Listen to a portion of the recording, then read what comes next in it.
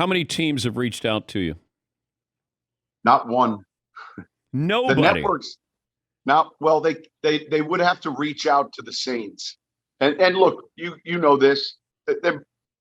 You can have a backdoor. Hey, would you have any interest? That's happened maybe with a couple clubs, but I'm not looking at that path right now. At some point, I don't think I'm finished coaching, but I was excited to get 2 or 3 calls and texts from people in the television industry. But you have had teams back channel, third party. The 2. And when I say that, if I guess, will you tell me? Yeah, you no, because there's only wait, you said yes. Okay. When I say that, all I'm saying is somebody who's close to someone, man, you'd be really good here. This is only, we're 24 or 48 hours removed from it, and that's not my plan. My plan is for someone to tell me, we think you'd be good at not play by play, but in-game analysis or in studio. We think you'd be good at this, and we'd like you to come try it. And I'd be excited because there's a part of you that also wants to listen and learn again, and not be the one directing. Just how can I be great at something different than coaching, and then teach me. The Bears and the Cowboys. No. Oh, that's where it stopped. Okay. All right. Well, here's the other thing, Sean. You can't master it in 1 year.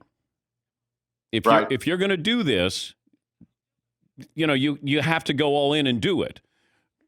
Because Jason Witten wasn't ready to do this. He needed other reps to maybe get to a certain point. But if you're going to commit to this, then you got to look at it and say, I'm committed for 2 years, 3 years. Because if I'm hiring you and it's going to be in a booth, studio are interchangeable. But in a booth, you're calling a game. And if you're there with Joe Buck for Fox, then I want to know you want to be there. And we develop. And even, Jim Nantz said this to us earlier in the week. This was the first game he did with Tony Romo where he thought the 5 years we've been together that we called our best game.